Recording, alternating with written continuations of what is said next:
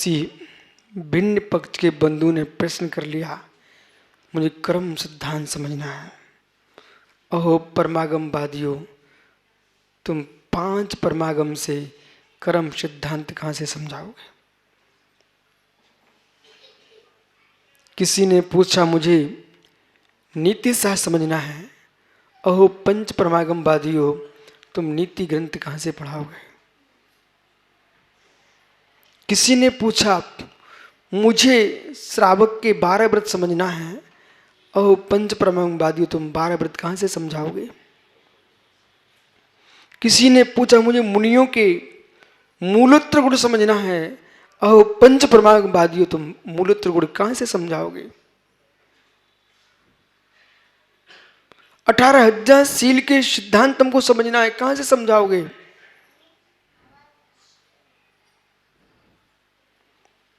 आचार्य कुंद कुंद स्वामी अध्यात्म के ही नहीं सिद्धांत के प्रकांड विद्वान थे। श्री सटखंडागम जी पर पहली टीका कुंद कुंद देव की ही है, अनुपलब्ध है। अनेक टीकाएं लिखी। श्री धबला जी टीका जो है वो 9वीं सदी में आचार्य वीर सेन स्वामी ने लिखी है। ये अंतिम टीका है। उसके पहले अनेक टीका हो चुकी हैं सटखंडागम पर। और मनोज एक शंका का और समाधान करना लोगों का कि जो परंपरा दिगंबर जैन परंपरा को आगम शून्य कहती है, उसको आप समझाना कि दिगंबर परंपरा शास्त्रों की परंपरा है, इसको सुधार कर लो। ये परंपरा आगम की ही परंपरा है। सट खंडागम, सट खंडागम विग्रह करो। सट खंड आगम आया कि नहीं? आगम आया। 6 खंडों में विभक्त किया है आगम को, सिद्धांतों को। उसका नाम है सट खंडागम। इसलिए ऐसा नहीं कहना कि हमारे पास शास्त्र में आगम नहीं है। आगम है। परमागम, तो परमागम से तात्पर्य मात्र 5 ग्रंथ ग्रहण मत करना। परमागम से तात्पर्य मित्र, शब्दागम, तर्कागम, परमागम। जो धर्म ग्रंथ हैं वे सभी धर्म ग्रंथ परमागम हैं। जो न्याय शास्त्र हैं वो तर्कागम हैं। जो व्याकरण शास्त्र है वो शब्दागम है। जैनेन्द्र व्याकरण, कातंत्र रूपमाला, मित्र, ये व्याकरण शास्त्र है, ये शब्दागम है। शाक्टायन व्याकरण ये शब्दागम है। जैनेन्द्र प्रक्रिया, जैनेन्द्र वृत्ति, ये सब शब्दागम है। इसलिए शब्दागम को जाने बिना न तर्कागम जान सकते हो न परमागम जान सकते हो। इसलिए सबसे पहले शब्दागम का बोध करना चाहिए, मतलब व्याकरण शास्त्र। इसको दूसरी भाषा में बोलते हैं लक्ष्य ग्रंथ, लक्षण ग्रंथ। सुना कभी? लक्ष्य ग्रंथ और लक्षण ग्रंथ 2 प्रकार के ग्रंथ होते हैं। लक्ष्य ग्रंथ, लक्षण ग्रंथ। व्याकरण शास्त्र जो है वो लक्षण ग्रंथ है और धर्म शास्त्र जो है वे लक्ष्य ग्रंथ है। लक्षण के बिना लक्ष्य को नहीं जाना जा सकता। ठीक है? इसलिए अब तुमको आगम कहाँ है? राकेश भैया, मेरे मित्र व्याकरण शास्त्र पढ़ रहे हैं, उसे आगम के बाहर मत डाल देना। उसमें भी लिखा शब्दागम। ये क्या है? शब्दागम। न्याय शास्त्र को आगम के बाहर मत रख देना, उसका नाम है तर्कागम। और धर्म शास्त्रों को, सिद्धांतों को, अध्यात्म शास्त्रों को आगम के बाहर मत रख देना, उसका नाम क्या है? परमागम। परमागम। कभी सुख में भी अपने ही द्वारा अपने सिद्धांतों का विघात मत कर बैठना। यदि मुझे श्री राम के बारे में समझना है, आदिनाथ स्वामी के बारे में समझना है, पांडवों के बारे में समझना है, कौरवों के बारे में समझना है, तो मित्र परमागम के पास, तुम जिन्हें पंच परमागम कह रहे हो, वहां वो नहीं मिलेगा। वहां तो मुझे हरिवंश पुराण पढ़ना पड़ेगा, 24 तीर्थंकरों के बारे में जानना है, उत्तर पुराण पढ़ना पड़ेगा, त्रिलोक परिणति ग्रंथ का अध्ययन करना पड़ेगा। रिद्धि संपन्न मुनियों के बारे में तुम्हें समझना है तो त्रिलोक परिणति में जाना पड़ेगा। त्रिलोक की संरचना भूगोल समझना है तो फिर आपको त्रिलोक सार, त्रिलोक परिणति, लोक विभाग, इन ग्रंथों का अध्ययन करना पड़ेगा। बराबर। कर्म सिद्धांत को समझना है तो पंच संग्रह और गोमठ सार, कर्म कांड, लब्धि सार, छप्पड़ा सार का अध्ययन करना पड़ेगा। जो आप पंच परागम कहते हो वो भी हमारे ही हैं, इसके अलावा जो ग्रंथ हैं वो भी हमारे ही हैं। निश्चय न से मात मेरी, निज आत्मा ही मेरी है।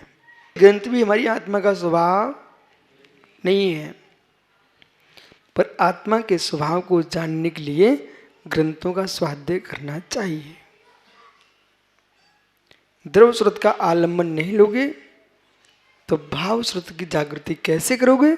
इसलिए द्रव्य स्रोत का आलम्बन लेना। अब यहां पर कह रहे हैं कि नयों को जानते हुए, नयों को जानते हुए नयों में ही लीन मत हो जाना। लक्ष्य पर चलिए।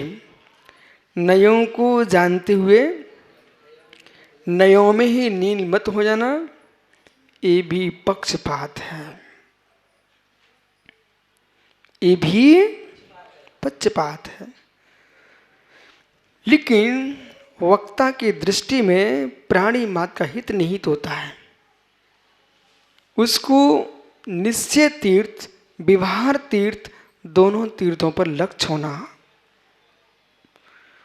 वक्ता के लिए निश्चय तीर्थ, व्यवहार तीर्थ, दोनों ही तीर्थों पर लक्ष्य होना अनिवार्य है।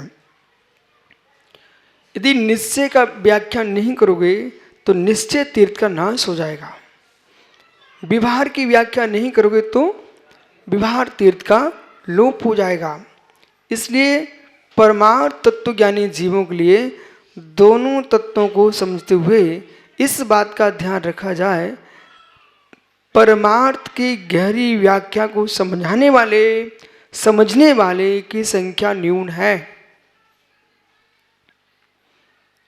व्यवहार धर्म को मानने वालों की संख्या प्रचुर है।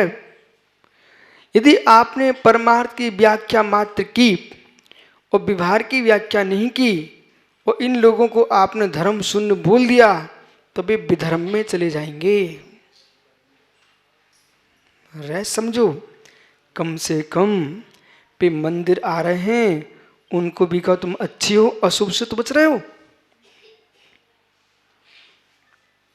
पर मुनिराज बन गए, उनसे कहेंगे स्वामी अब तुम्हारे लिए बहिर्व्यवहार धर्म में ही लिप्त होने की आवश्यकता नहीं है, आपको अंतरंग धर्म के लक्ष्य चले जाना चाहिए। परंतु फिर भी जिन मुनियों की अंतरंग शुद्ध उपयोग में जाने की क्षमता ही नहीं है, उनसे भी आगम कहेगा आप षट आवश्यक का पालन करते हुए व्यवहार मुनिचर्या का पालन करो, अशुभ प्रवृत्ति से तो बचोगे। कितनी करुणा दया है। मैं पुनः आपसे कहूंगा, एक बार जीवन में पुरुषार्थ द्वीपाय पुरुषार्थ देशना का स्वाध्याय करो। क्यों क्यों बोला जैसे लोगों को लगता है कि प्रचार कर रहे क्या।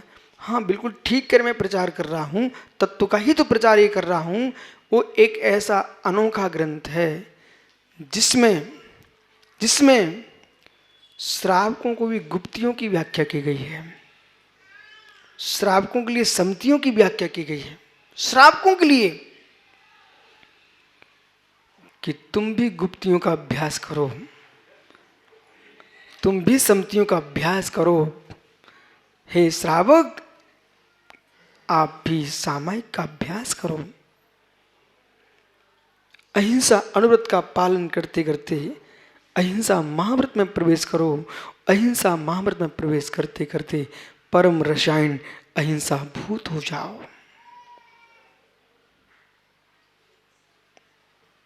भारत के धरातल पर एक इकलौता ग्रंथ है जिसमें अहिंसा को रसायन लिखा है।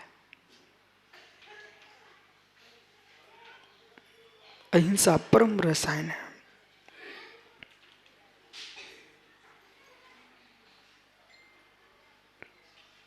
धीमे धीमे पढ़ो, अच्छे से पढ़ो,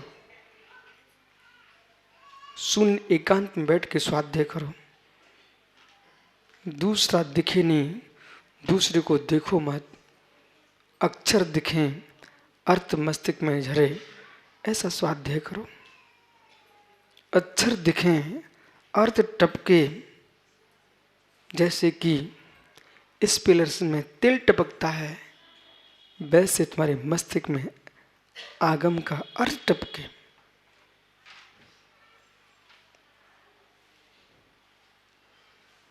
जो भीतर की विशुद्धि का आनंद है उसे कौन छोड़ सकता है। भैया आप भी बराबर भदौरिया जी प्रवचन सुन रहे हो, ये जो सुन रहे हो वो अलग विषय है, जो समझ रहे हो वो अलग विषय है, जो आनंद ले रहे हो वो अलग विषय है। आप ट्रिपल में जा रहे हो। सुनने का आनंद, अर्थ का आनंद, अर्थ की अनुभूति का आनंद।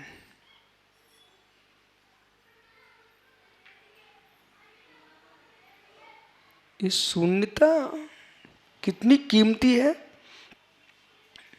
इस शून्यता कितनी कीमती है।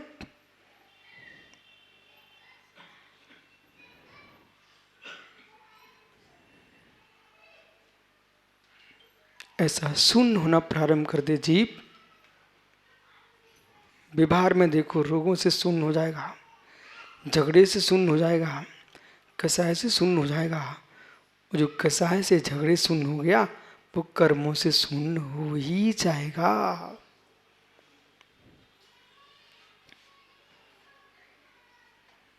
शून्यता में आना चाहिए।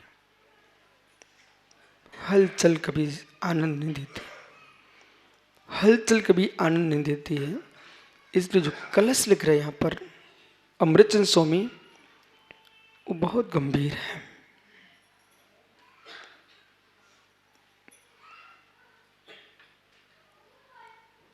नए पक्ष को समझना ही है, नए पक्ष में उलझना नहीं है।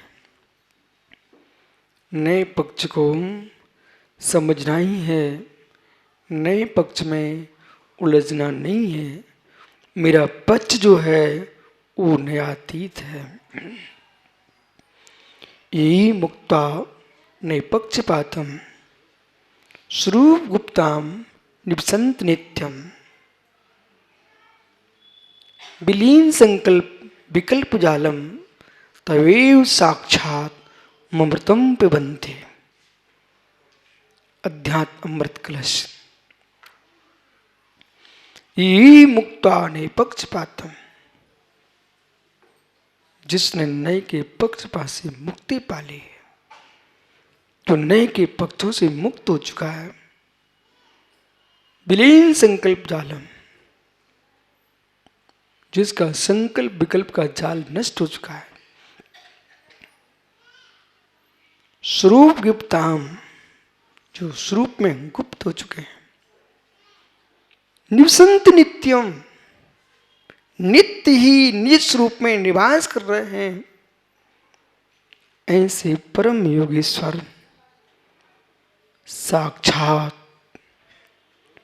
ममृतम पिबन्ति, अमृत का पान करते हैं। वो देवों के कंठ का अमृत नहीं, ये स्वानुभूति का अमृत है। ये स्वानुभूति का अमृत है, समृद्धि भाव का आनंद है, समत्ति का आनंद है, समृद्धि भाव का आनंद है।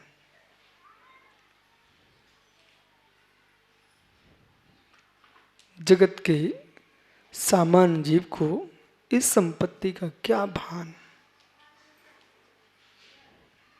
क्या कहूं आपको शब्दों में, जगत के सामान्य जीव को इस संपत्ति का क्या भान। बाहर के प्रपंच में ही जिनने सब कुछ मान लिया है, वे मित्र तुमको शांति से जीने नहीं देंगे। यही कारण है कि योगी चतुर्थ काल में जंगलवासी होते थे। हे दुष्यम कलयुग, तुझे धिक्कार हो। जंगल के शेर नगरों में बैठे हैं, जंगल के सिंह नगरों में बैठे हुए हैं। ये दिगंबर मुनिराज भवनवासी नहीं है, ये वनवासी है।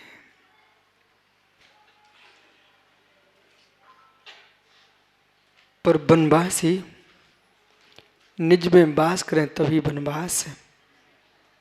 वन में रह करके भी वासना में वास कर लिया तो भवनवासी है। भवनों में रह करके भी निज में वास कर लिया तो वनवासी है।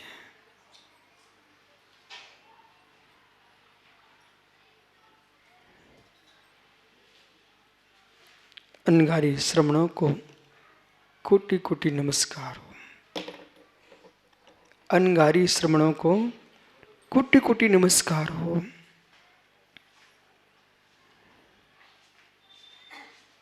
जिनको रहने के भवन का ही विकल्प नहीं, चैतन्य गुफा में निवास करने वाले जड़ भवनों की क्या आस करें, जिन्हें देह का बास ही पिंजड़े का बंधन दिखता हो, वे भवन बनाने में कैसे तल्लीन हो सकते। धन्य निर्गंतों की दशा को ये भूतात्म मुनि की वृत्ति, जिसको अपने शरीर ही पीड़ा दिखता हो, बंधन दिखता हो। जब देह पीड़े के नाश के लिए मैं निकला हूं, विमल भाई क्यों आस करते मेरे से तुम भवन बनवाने की। मैं तो निज इस देह भवन को नाश करना चाहता हूं, आप ईंट चूने के भवन की बात कर रहे हो। ये बीतरागी श्रमण पर संस्थाओं से, ईंट चूने के शिखरों से दूर होते हैं। ये अध्यात्म अमृत कलश चढ़ाते हैं।